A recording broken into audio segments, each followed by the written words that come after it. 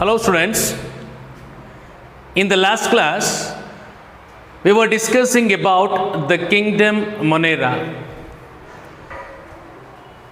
In the last class I had been explained about the general characteristics of kingdom Monera and the classification of the kingdom Monera.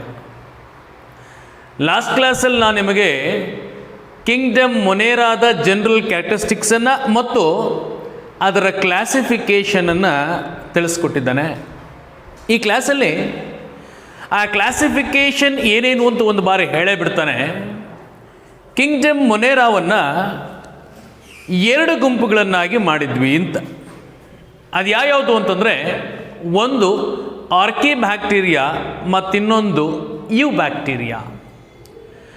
ಈ ಕ್ಲಾಸಲ್ಲಿ ನಾನು ಮೊದಲು archae bacteria ಬಗ್ಗೆ discuss ಮಾಡಿ ಅದಾದ ಮೇಲೆ you ಬ್ಯಾಕ್ಟೀರಿಯಾವನ್ನು ತಿಳಿಸ್ಕೊಡ್ತಾನೆ. ಆರ್ಕಿಯಾಸ್ ಅಂತಂದ್ರೆ ಏನು ಅಂತಲೂ ನಾನು ಲಾಸ್ಟ್ ಕ್ಲಾಸಲ್ಲಿ ಹೇಳಿದೆ. ಕನ್ನಡದಲ್ಲಿ ಪ್ರಥಮ ಯುಗ ಅಂತ ಕರಿತೇವೆ ಆರ್ಕಿಯಾಸ್ ಅಂತಂದರೆ. ಅಂದರೆ ಆಗ ತಾನೇ ಭೂಮಿ ಹುಟ್ಟಿದಾಗ ಯಾವ ಪರಿಸ್ಥಿತಿ ಇತ್ತು, ಯಾವ ಎನ್ವೈರನ್ಮೆಂಟ್ ಇತ್ತು, ಅಂತಹ ಪರಿಸ್ಥಿತಿಯಲ್ಲಿ ವಾಸ ಮಾಡುವಂತಹ ಬ್ಯಾಕ್ಟೀರಿಯಾಸ್ಗಳನ್ನು ನಾನು ಆರ್ಕಿ ಬ್ಯಾಕ್ಟೀರಿಯಾಸ್ ಅಂತ ಕರಿಬೇಕು ಅಂತ ಹೇಳಿದೆ. Archaebacterias are the primitive, simple and prokaryotic organisms which live in such extreme environmental condition where the other living organisms cannot survive. ಅಂದರೆ ಇದು ಯಾವ ಥರದ ಬ್ಯಾಕ್ಟೀರಿಯಾಸ್ಗಳು ಅಂತಂದರೆ, ಬೇರಾವುದೇ ಜೀವಿಯು ಬದುಕಲಾಗದಂತಹ ಪರಿಸ್ಥಿತಿಯಲ್ಲಿ ಬದುಕುವಂತಹ ಬ್ಯಾಕ್ಟೀರಿಯಾಸ್ಗಳನ್ನು ಆರ್ಕಿ ಬ್ಯಾಕ್ಟೀರಿಯಾಸ್ ಅಂತ ನಾವು ಕರಿತೇವೆ.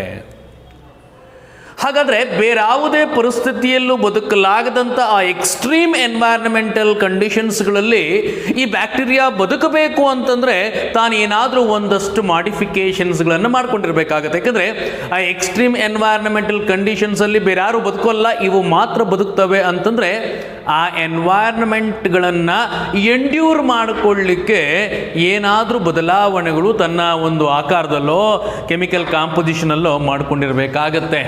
ಹಾಗಾದರೆ ಆ ಬದಲಾವಣೆಗಳೇನು, ಆ ಕ್ಯಾರೆಕ್ಟರಿಸ್ಟಿಕ್ಸ್ಗಳೇನು ತಾನು ಮಾಡಿಕೊಂಡಿರುವಂಥದ್ದು ಅನ್ನೋದನ್ನು ಪಟ್ಟಿ ಮಾಡೋದ್ರೆ ಪ್ರಮುಖವಾಗಿ ಈ ಆರ್ಕಿ ಬ್ಯಾಕ್ಟೀರಿಯಾಸ್ಗಳ ಗುಣಲಕ್ಷಣದಲ್ಲಿ ಎರಡನ್ನು ನಾವು ಮೆನ್ಷನ್ ಮಾಡ್ತಾ ಬರ್ತೇವೆ. ಪ್ರಮುಖವಾಗಿ ಅದು ಯಾವ್ಯಾವುದು ಅಂತಂದರೆ, we know that the archibacterias contains or the bacteria contains the cell wall. ನಮ್ಮ ಆರ್ಕಿ ಬ್ಯಾಕ್ಟೀರಿಯಾದಲ್ಲೂ ಸೆಲ್ ವಾಲ್ ಇದೆ. ಆ ಸೆಲ್ ವಾಲ್ ಯಾವುದರಿಂದ ಮಾಡಲ್ಪಟ್ಟಿದೆ ಅಂತಂದರೆ, the cell wall is made up of specialised proteins with the non cellulosic polysaccharides. Plant ಸೆಲ್ಲಲ್ಲಿ ನೀವು ನೋಡ್ತು ಅಂತಂದರೆ the cell wall is made up of cellulose, it is also a polysaccharide. But ನಮ್ಮ ಆರ್ಕಿ ಬ್ಯಾಕ್ಟೀರಿಯಾಸಲ್ಲಿ ಪಾಲಿಸ್ಯಾಕರೈಟಿಂದಾನೇ ಮಾಡಲ್ಪಟ್ಟಿದೆ, ಆದರೆ ಅದು ಸೆಲ್ಯುಲೋಸ್ ಆಗಿಲ್ಲ. The next is we know that the plasma membrane ಎಲ್ಲ ಸೆಲ್ಗಳಲ್ಲೂ ಹೊರಪದರವಾಗಿದೆ. It is an outer most boundary of all the cells, that in prokaryotic or eukaryotic ಎರಡರಲ್ಲೂ ನಾವು ಇದನ್ನು ಹೊರಪದರವಾಗಿ ನೋಡ್ತಾ ಬರ್ತವೆ. ಇದರಲ್ಲೂ ಪ್ಲಾಸ್ಮಾ ಮೆಂಬ್ರೇನ್ ಇದೆ. ವ್ಯತ್ಯಾಸ ಏನಪ್ಪ ಅಂತಂದರೆ, in archaebacterias the plasma membrane is single layered branch lipid chain. ನೀವೇನಾದರೂ ಪ್ರಿಮಿಟಿವ್ ಕ್ಲಾಸಸಲ್ಲಿ ಪ್ಲಾಸ್ಮಾ ಮೆಂಬ್ರೇನ್ ಸ್ಟ್ರಕ್ಚರನ್ನು ತಿಳ್ಕೊಂಡಿದ್ರೆ ಗೊತ್ತಿರ್ತದೆ. Plasma membrane is made up of 3 chemical components. ಅದು ಯಾವುದು ಅಂತಂದರೆ ಲಿಪಿಡ್ಸ್, ಪ್ರೋಟೀನ್ಸ್ ಮತ್ತು ಕಾರ್ಬೋಹೈಡ್ರೇಟ್ಸ್. ಲಿಪಿಡ್ಸ್ ಹೇಗಿದೆ ಅಂತಂದರೆ ಬೈಲಿಪಿಡ್ ಲೇಯರ್ ಇರ್ತದೆ.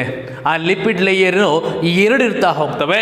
ಆದರೆ ನಮ್ಮ ಈ ಆರ್ಕಿ ಬ್ಯಾಕ್ಟೀರಿಯಾಸಲ್ಲಿ ಆ ಲಿಪಿಡಿನ ಚೈನು ಒಂದೇ ಒಂದಾಗಿದೆ, ಬಟ್ ಅದು ಬ್ರಾಂಚ್ಡ್ ಆಗಿರ್ತದೆ. ಇವೆರಡು ಬಹಳ ಶ್ರೇಷ್ಠವಾದಂತಹ ಒಂದು specialised characteristics that are seen only in archaebacterias. The archaebacterias are broadly classified into 3 types based on their habitat. ಅವು ಎಲ್ಲಿ ವಾಸ ಮಾಡ್ತವೆ ಅದನ್ನು ಆಧರಿಸಿ ಆರ್ಕಿಬ್ಯಾಕ್ಟೀರಿಯಾಸ್ಗಳನ್ನು 3 ಭಾಗವಾಗಿ ವಿಂಗಡಣೆ ಮಾಡಿದ್ದಾವೆ. They are methanogens, halophiles and ಥರ್ಮೋಅಸಿಡೋಫಿಲ್ಸ್.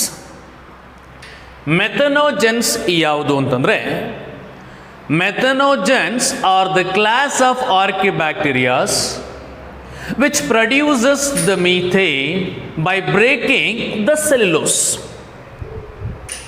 ಈ ಮೆಥನೋಜೆನ್ಸು ಯಾವ ಥರದ್ದಪ್ಪ ಅಂತಂದರೆ, ಇವುಗಳು ಮೀಥೇನ್ ಗ್ಯಾಸನ್ನು ಪ್ರೊಡ್ಯೂಸ್ ಮಾಡುವಂಥ ಆರ್ಕಿಬ್ಯಾಕ್ಟೀರಿಯಾಸ್ಗಳಾಗಿರ್ತವೆ. ಆದ್ದರಿಂದನೇ ಇವುಗಳನ್ನು ನಾವು ಮೆಥನೋಜೆನ್ಸ್ ಅಂತ ಕರೆಯೋದು. ಈ ಮೆಥನೋಜೆನ್ಸನ್ನು ನಾವು ಪ್ರಮುಖವಾಗಿ ಎಲ್ಲಿ ನೋಡ್ತೇವೆ ಅಂತಂದರೆ, we see in the rumen of cattle and also in decomposing organic dung. Clear ಆಗಿ ಹೇಳ್ತೇನೆ ನಿಮಗೆ. ರುಮಿನೆಂಟ್ಸ್ ಅಂತಂದರೆ ಮೆಲ್ಕ್ ಹಾಕುವಂಥ ಪ್ರಾಣಿಗಳು. ಆ ರುಮಿನೆಂಟ್ಸ್ಗಳು ಯಾವ್ಯಾವುದು ಅಂತಂದರೆ ಆಡು, ಕುರಿ, ಹಸು, ಎಮ್ಮೆ, ಇವುಗಳೆಲ್ಲ ರುಮಿನೆಂಟ್ಸ್ಗಳು. ಇವುಗಳಿಗೆ 4 ಹೊಟ್ಟೆ ಇರ್ತವೆ. ಅದು ಯಾವ್ಯಾವುದಪ್ಪ ಅಂತಂದರೆ ರುಮನ್, ರೆಟಿಕ್ಯುಲಮ್, ಒಮೇಸಮ್, ಅಬೋಮೇಸಮ್ ಅಂತ 4 ಹೊಟ್ಟೆ. ಆ ರುಮನ್ ಅಂತಂದರೆ ಕನ್ನಡದಲ್ಲಿ ಮೆಲ್ಕು ಚೀಲ ಅಂತ ಕರೀತಾರೆ. ಈ ಹಸುಗಳಾಗಿರ್ಬೋದು, ಈ ರುಮಿನೆಂಟ್ಸ್ ಯಾವುದೇ ಆಗಿರ್ಬೋದು, ಆಹಾರವನ್ನು ಒಳಗೆ ತೆಗೆದುಕೊಂಡು ಆ ರುಮೆನ್ನಿಗೆ ಮೊದಲು ಹೋಗ್ತದೆ ತಿಂದಂಥ ಆಹಾರ. ಆ ತಿನ್ನೋದೆಲ್ಲ ಹುಲ್ಲು ಮತ್ತು ಸೊಪ್ಪುಗಳೇ. They are completely the plants or the plant cells. The cell wall is made up of cellulose. ಇಲ್ಲಿ ಒಂದು ಆಶ್ಚರ್ಯ ಏನಪ್ಪ ಅಂತಂದರೆ, ಬರೀ ಹುಲ್ಲುಗಳನ್ನೇ ತಿನ್ನುವಂಥ ಈ ರುಮಿನೆಂಟ್ಸ್ಗಳಿಗೆ ಹುಲ್ಲಲ್ಲಿರುವಂತಹ ಸೆಲ್ಯುಲೋಸನ್ನು ಡೈಜೆಸ್ಟ್ ಮಾಡೋ ಸಾಮರ್ಥ್ಯವೇ ಇಲ್ಲ. ಯಾಕಿಲ್ಲ ಅಂತಂದರೆ, these ruminants cannot produce the cellulase enzyme. ಅವುಗಳಲ್ಲಿ ಸೆಲ್ಯುಲೇಸ್ ಎನ್ಸೈಮನ್ನು ಉತ್ಪತ್ತಿ ಮಾಡುವಂಥ ಸಾಮರ್ಥ್ಯ ಇಲ್ಲ. ಆದ್ದರಿಂದ ಸೆಲ್ಯುಲೋಸ್ ಏನು ಸೆಲ್ ವಾಲಲ್ಲಿ ಇದೆಯಲ್ಲ, ಅದು ಡೈಜೆಸ್ಟು ತಾನು ಸ್ವತಃ ಮಾಡಿಕೊಳ್ಳಿಕ್ಕೆ ಆಗೋದಿಲ್ಲ. ಆದ್ದರಿಂದ these ruminants contains the microflora in the rumen of cattles. ಅಂದರೆ ತಮ್ಮ ಮೆಲುಕು ಚೀಲದಲ್ಲಿ ಮೈಕ್ರೋಫ್ಲೋರಾವನ್ನು ಹೊಂದಿರ್ತದೆ. ಅಂದರೆ ಮೈಕ್ರೋ ಆರ್ಗ್ಯಾನಿಸಮ್ಗಳ ಒಂದು ಸಮೂಹವನ್ನೇ ಹೊಂದಿರ್ತದೆ. ಅಲ್ಲಿ ನಾವು ಪ್ರಮುಖವಾಗಿ ಈ ಮೆಥನೋಜೆನ್ಸನ್ನು ನೋಡ್ತೇವೆ. These methanogens degrade the cellulose. ಇವೇನು ಮಾಡ್ತವೆ, ಈ ಮೆಥನೋಜೆನ್ಸ್ಗಳು ಸೆಲ್ಯುಲೋಸನ್ನು ಬ್ರೇಕ್ ಡೌನ್ ಮಾಡಿ ಮೀಥೇನ್ ಗ್ಯಾಸನ್ನು ಹೊಟ್ಟೆಯಲ್ಲಿ ಉತ್ಪತ್ತಿ ಮಾಡಿಸ್ತವೆ. ಆ ಮೀಥೇನ್ ಗ್ಯಾಸು ಹೊರಗಡೆಗೆ ಹೋಗಬೇಕು. ಆದ್ದರಿಂದ ಅದು ಯಾವಾಗಲೂ ಮೆಲ್ಕಾಗ್ತಾ ಇರ್ತದೆ. ಅದನ್ನು ರುಮಿನೆಂಟ್ ಮಾಡ್ತಾ ಇರಬೇಕಾದ್ರೆ, ರುಮಿನೇಷನ್ ನಡೀತಾ ಇರಬೇಕಾದ್ರೆ ಹೊಟ್ಟೆಯಲ್ಲಿ ಉತ್ಪತ್ತಿಯಾದಂತಹ ಆ ಮೀಥೇನ್ ಗ್ಯಾಸು ಬಾಯಿಂದ ಹೊರಗೆ ಹೋಗ್ತದೆ. ರೈಟ್? ಹಾಗಾದರೆ methanogens are the class of archaebacterias which live in rumen of cattle and also the decomposing organic dung. ಇಲ್ಲಿ ನಾವು ಈ ಮೆಥನೋಜೆನ್ಸ್ ಅನ್ನು ನೋಡ್ತೇವೆ. ಆಮೇಲೆ ಈಗಾಗಲೇ ನಾನು ಒಂದು ಹೇಳಿತ್ತು, ಇದನ್ನು ಯಾಕೆ ನಾವು ಮೆಥನೋಜೆನ್ಸ್ ಅಂತ ಕರಿತಾ ಇದ್ದೇವೆ ಅನ್ನೋದನ್ನು ನಾನು ನಿಮಗೆ ಕ್ಲಿಯರ್ ಮಾಡಿದ್ದೇನೆ. ಈಗ ಮೆಥನೋಜೆನ್ಸ್ ಆರ್ ಆಬ್ಲಿಗೇಟ್ ಅನರೂಪ್ಸ್ ಅಂತ ಹೇಳ್ತಿದ್ದಾನೆ. ಎನರೋಬ್ಸ್ ಅಂತಂದ್ರೆ ನಿಮಗೆ ಗೊತ್ತಿದೆ, those organisms which live in the environment where the oxygen is absent. Oxygen ಇಲ್ಲದೇ ಇರುವಂತಹ ಪರಿಸರದಲ್ಲಿ ವಾಸ ಮಾಡುವಂತಹದನ್ನು ನಾವು ಅನರೋಬ್ಸ್ ಅಂತ ಕರಿತೇವೆ. ಅಂದರೆ ವಾಸ ಮಾಡೋದು ಅನ್ನೋದಕ್ಕಿಂತ they does not required oxygen for there respiratory process ಅಂತಲೂ ಹೇಳ್ಕೋಬಹುದು. ಏನು ತಪ್ಪೇನಿಲ್ಲ. ಸೊ ಎನರೋಬ್ಸ್ ಅಂತಂದರೆ ಒಂದು ಜನರಲ್ ಆಗಿ ಏನು ಹೇಳ್ತಿದ್ದೇವೆ ಅಂತಂದರೆ, those organisms which live in oxygen free environment they are called as anaerobes. ಅದರಲ್ಲಿ ಆಬ್ಲಿಗೇಟ್ ಅಂದರೆ ಏನು ಅನ್ನೋದು ಗೊತ್ತಿರಬೇಕು ನಮಗೆ. ಆಬ್ಲಿಗೇಟ್ ಅಂತಂದರೆ ಕನ್ಫೈನ್ ಟು ಅಂತ ಅರ್ಥ. ಆಬ್ಲಿಗೇಟ್ ಅಂತಂದ್ರೆ ಏನಂತ ಹೇಳಿದೆ, ಕನ್ಫೈನ್ ಟು, ದಟ್ ಮೀನ್ಸ್ ಅದಿಲ್ಲದೆ ಇರ್ಲಿಕ್ಕೆ ಆಗೋದೇ ಇಲ್ಲ ಅನ್ನುವಂಥದ್ದು. ಅದರ ಆಪೋಸಿಟ್ ಯಾವುದು ಆಬ್ಲಿಗೇಟ್ಗೆ ವಿರುದ್ಧವಾದಂಥದ್ದು ಯಾವುದು ಅಂತಂದರೆ ಫ್ಯಾಕಲ್ಟೇಟಿವ್ ಅಂತ ಕರೀತೇವೆ, ರೈಟ್? ಇವೆರಡನ್ನು ನೀವು ತಿಳ್ಕೊಳ್ಳೇಬೇಕು. ಯಾವುದನ್ನು ನಾವು ಆಬ್ಲಿಗೇಟ್ ಎನರೋಬ್ಸ್ ಅಂತ ಕರಿತೇವೆ ಅಂತಂದರೆ ಇದು ಎಂಥದ್ದೇ ಪರಿಸ್ಥಿತಿಯಲ್ಲಿ ಎನರೋಬ್ಸ್ ಆಗೇ ಇರ್ತವೆ, ಯಾವುದೇ ಕಾರಣಕ್ಕೂ ಇದು ಏರೋಬ್ಸ್ ಆಗಿ ಬದಲಾಗೋದಿಲ್ಲ. ಅಂತಹವುಗಳನ್ನು ನಾವು obligate, they are confined only for the anaerobic mode of life ಅಂತ. ಇನ್ನು ಕೆಲವು ಇದ್ದಾವೆ ಫ್ಯಾಕಲ್ಟೇಟಿವ್ ಎನರೋಬ್ಸ್ ಅನ್ನುವಂಥದ್ದನ್ನು ಹೇಳ್ತೇವೆ. ಯಾವುದನ್ನು ಫ್ಯಾಕಲ್ಟೇಟಿವ್ ಅಂತಂದರೆ ಕನ್ನಡದಲ್ಲಿ ಚಂಚಲ ಚಿತ್ತ ಅಂತ. ಅವೇನಾಗಿರ್ತವೆ, ಎನರೋಬ್ಸ್ಗಳಾಗಿ ಬದುಕ್ತಾ ಇರ್ತವೆ, ಅವುಗಳಿಗೆ ಆಕ್ಸಿಜನ್ ಸಪ್ಲೈ ಮಾಡ್ತು ಅಂತಂದರೆ they completely converts into anaerobic life. So ಅಲ್ಲಿಗೆ ಪರಿಸ್ಥಿತಿಗೆ ತಕ್ಕ ಹಾಗೆ ಬದಲು ಮಾಡಿಕೊಳ್ಳುತ್ತಲ್ಲ, ಅಂಥವುಗಳನ್ನು ಫ್ಯಾಕಲ್ಟೇಟಿವ್ ಅಂತ ಕರೀತೇವೆ. ಸೊ ನಮ್ಮ methanogens are the obligate anaerobes, right? ನಾನು ಆಗಲೇ ಹೇಳಿದ್ದೇನೆ, they produces the methane by breaking the cellulose in the rumen of cattles and also in the decomposing dung. ಇವುಗಳಿರೋದ್ರಿಂದಾನೇ ಗೋಬರ್ ಗ್ಯಾಸ್ ಉತ್ಪತ್ತಿಯಾಗೋದು ಕೌಡಂಗಿಂದ. Examples for methanogens are Methanococcus and Methanobacterium. The next is an halophils. Halo ಅಂತಂದ್ರೆ salty environment ಅಂತರ್ಥ. Halophils are the class of archaebacteria which are the salt-loving bacteria. Hence, they live in salty environment. ನೋಡಿ, ಉಪ್ಪಿನಾಂಶ ಉಪ್ಪಿನಾಂಶ ಜಾಸ್ತಿ ಇರುವಂಥ ಜಾಗದಲ್ಲಿ ಬೇರಾವುದೇ ಜೀವಿ ಬದುಕೋದಿಲ್ಲರಿ. ಆದರೆ ನಮ್ಮ ಈ ಆರ್ಕಿಬ್ಯಾಕ್ಟೀರಿಯಾಸ ಒಂದು ಗುಂಪು ಸಾಲ್ಟಿ ಎನ್ವೈರ್ನಮೆಂಟಲ್ಲೇ ಬದುಕ್ತವೆ, ಸಾಲ್ಟಿ ಎನ್ವೈರ್ನಮೆಂಟನ್ನೇ ತುಂಬ ಇಷ್ಟಪಡ್ತವೆ.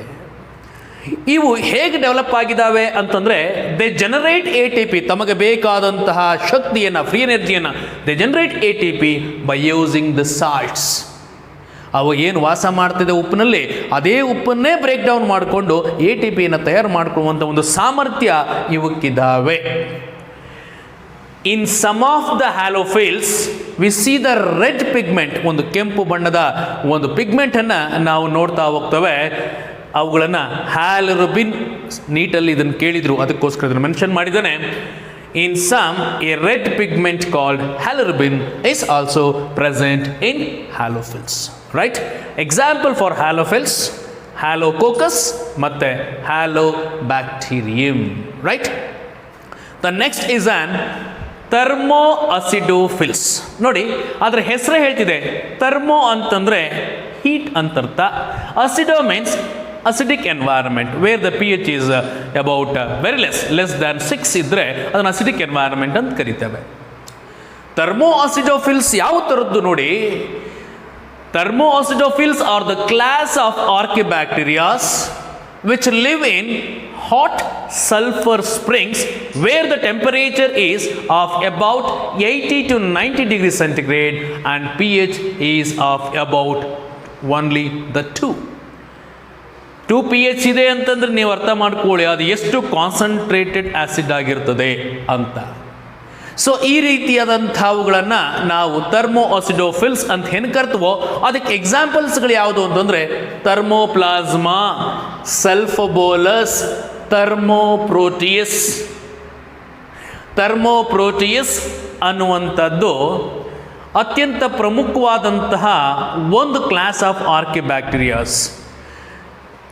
ಥರ್ಮೋಪ್ರೋಟಿಯಸ್ ಅಕ್ವಾಟಿಕಸ್ ಅನ್ನುವಂಥದ್ರಿಂದ ನಾವು ಒಂದು ಎನ್ಸೈಮನ್ನು ಪಡ್ಕೊಂಡಿದ್ದಾವೆ. ಆ ಎನ್ಸೈಮ್ ಯಾವುದು ಅಂತಂದರೆ ಟಕ್ ಪಾಲಿಮರೇಸ್ ಎನ್ಸೈಮ್. ನೆನಪಲ್ಲಿ ಇಟ್ಕೊಳ್ಳಿ ದಯವಿಟ್ಟು. ಥರ್ಮೋಆಸಿಡೋಫಿಲ್ಸಿನಲ್ಲಿ ಆ ಗುಂಪಿಗೆ ಸೇರಿದಂಥ ಒಂದು ಕ್ಲಾಸ್ ಆಫ್ ಆರ್ಕಿಬ್ಯಾಕ್ಟೀರಿಯಾಸ್ ದಟ್ ಮೀನ್ಸ್ ಥರ್ಮೋಆಸಿಡೋಫಿಲ್ಸ್. ಅದರಲ್ಲಿ ಥರ್ಮೋಪ್ರೋಟಿಯಸ್ ಅನ್ನುವಂಥದ್ದು. ಈ ಥರ್ಮೋಪ್ರೋಟಿಯಸ್ ಅಕ್ವಾಟಿಕಸ್ ನೆನ್ಪಿಟ್ಕೊಳ್ಳಿ. ಥರ್ಮೋಪ್ರೋಟಸ್ ಅಕ್ವಾಟಿಕಸ್ ಅನ್ನುವಂತಹ ಈ ಆರ್ಕಿಬ್ಯಾಕ್ಟೀರಿಯಾಸ್ ಇಂದ ಒಂದು ಎನ್ಸೈಮ್ ಅನ್ನು ಪಡ್ಕೊಂಡಿದ್ದಾವೆ. ದಟ್ ಎನ್ಸೈಮ್ ಈಸ್ ಆನ್ ಟಕ್ polymerase enzyme.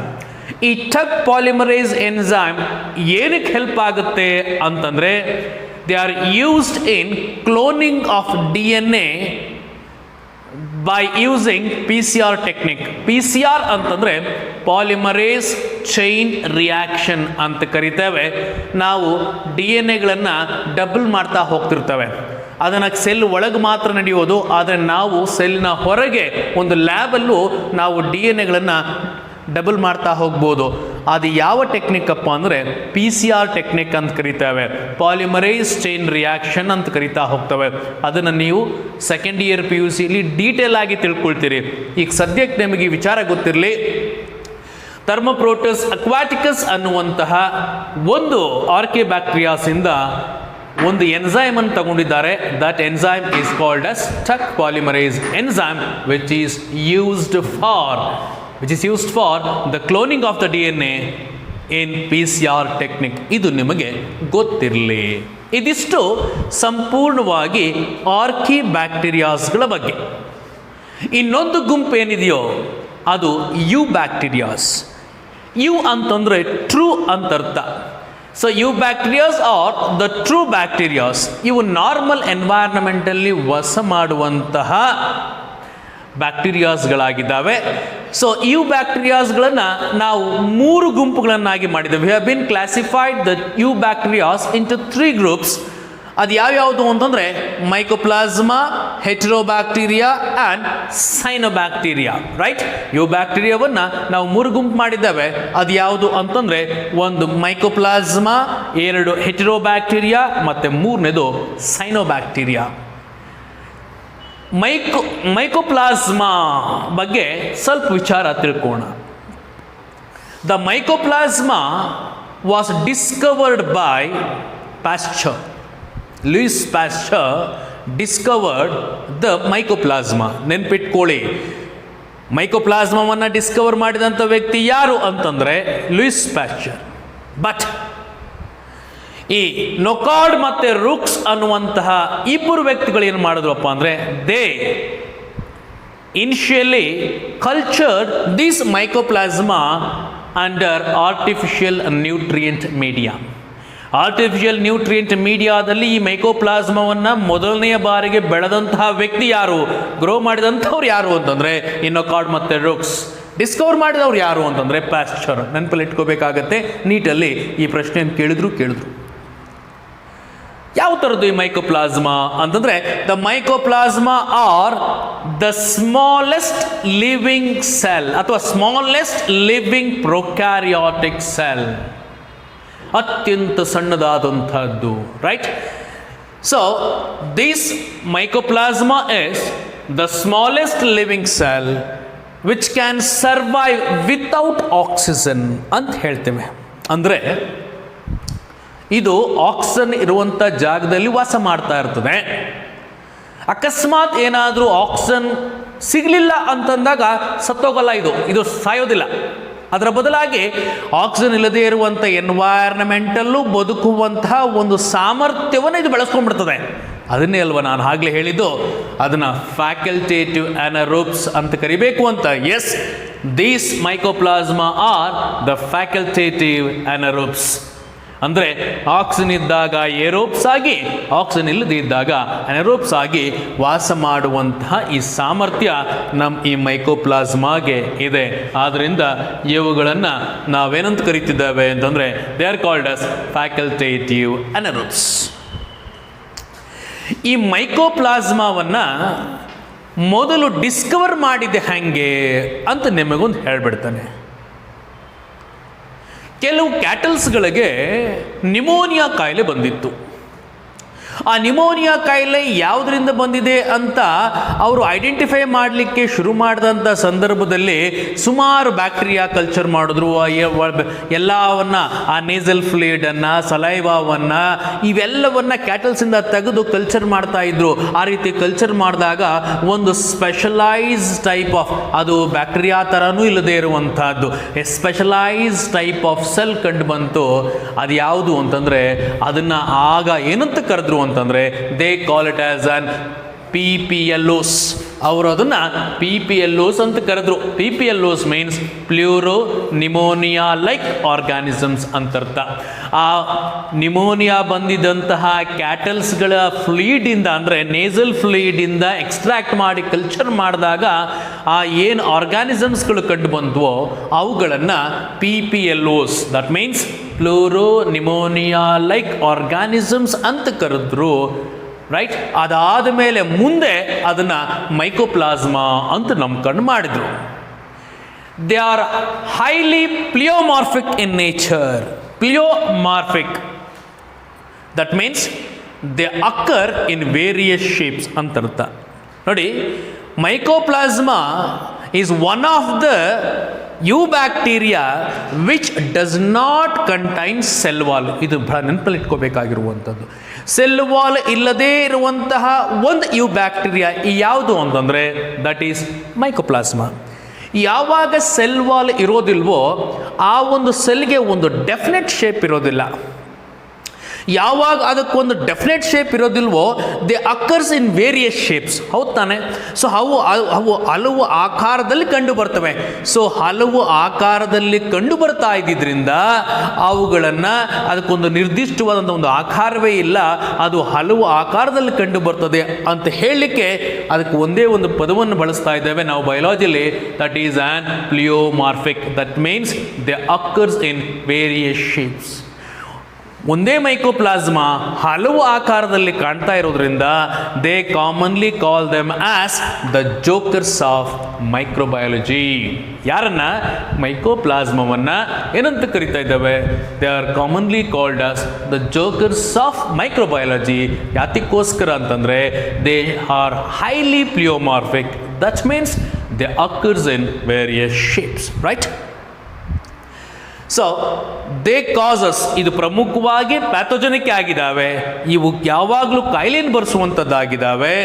They causes pneumonia and urethritis in case of animals. Urethritis, pneumonia ಗೊತ್ತಿದೆ. ನಿಮೋನಿಯಾ ಎ ಗ್ರೂಪ್ ಆಫ್ ಅಥವಾ a type of disease which is affected to the lungs or respiratory tract. ಎರಡನೇದು urethritis. ಯಾವುದು? Itis ಅಂತ ನಾವು ಬಯಾಲಜಿಲಿ ಎಲ್ಲೇ ಮಾತಾಡಿದ್ರೂ itis ಅಂತಂದರೆ inflammation ಅನ್ನೋ ಅರ್ಥ. ಇನ್ಫ್ಲಮೇಷನ್ನ ಕಾಮನ್ ಸಿಂಪ್ಟಮ್ಸ್ ಯಾವುದು ಅಂತಂದರೆ ಮೆಡಿಕಲ್ ಟರ್ಮಲ್ಲಿ ಹೇಳೋದಾದರೆ ರೂಬರ್, ಕಾಲರ್, ಡಾಲರ್, ಫಂಕ್ಷನ್ಲೆಸ್ ಅಂತ ಕರಿತಾ ಹೋಗ್ತವೆ.